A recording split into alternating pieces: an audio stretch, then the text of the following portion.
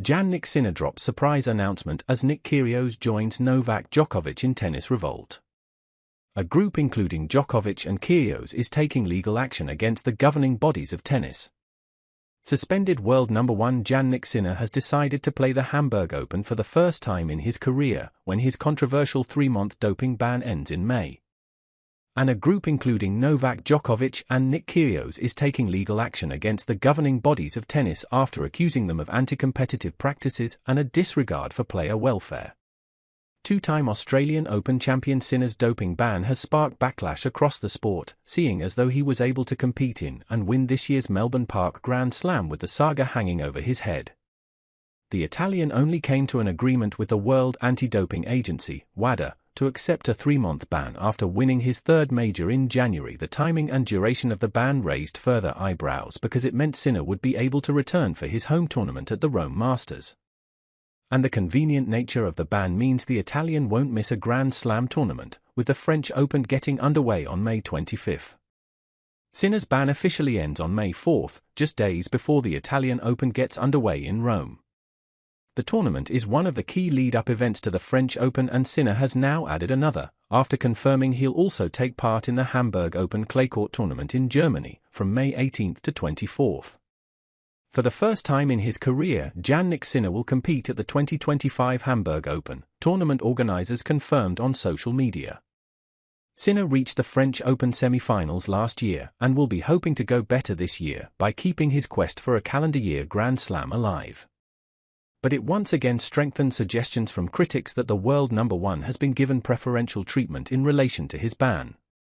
Meantime, Djokovic's Professional Tennis Players Association, PTPA, has decided to launch legal action against the ATP and the WTA in a bid to end what's been described as monopolistic control of the sport from the men's and women's governing bodies. The International Tennis Federation, ITF, is also in the crosshairs of the Independent Players Union that was co-founded by Djokovic and Vasek Pospisil in 2019. Australian star Kyrgios is also one of the 12 current and former players listed as plaintiffs along with the PTPA, who have also taken issue with the International Tennis Integrity Agency, ITIA, which oversees the sport's anti-doping and anti-corruption system. The lawsuits expose systemic abuse, anti-competitive practices, and a blatant disregard for player welfare that have persisted for decades, a statement on behalf of the group read.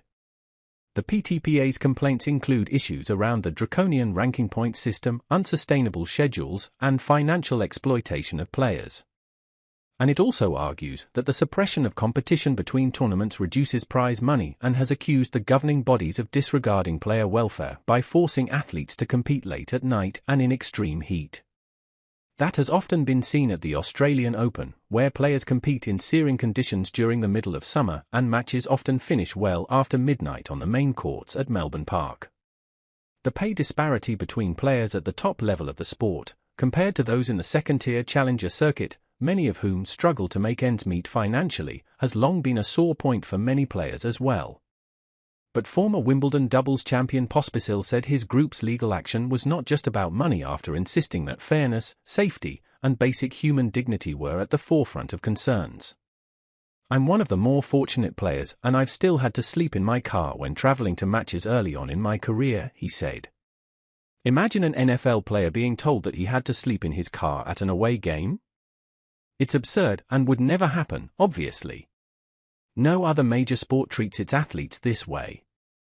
The governing bodies force us into unfair contracts, impose inhumane schedules, and punish us for speaking out. The legal actions taken today are about fixing tennis for today's players and future generations.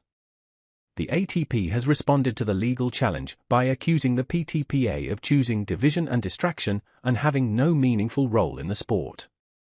"We strongly reject the premise of the PTPA's claims, believe the case to be entirely without merit, and will vigorously defend our position," the ATP said in a statement. ATP remains committed to working in the best interests of the game, towards continued growth, financial stability, and the best possible future for players, tournaments, and fans. The WTA also lashed out after defending its record of growing women's tennis. Every decision taken at the WTA board level includes the input of players via their elected board representatives, and athletes receive substantial financial rewards and other benefits from participation in the WTA, the organization said.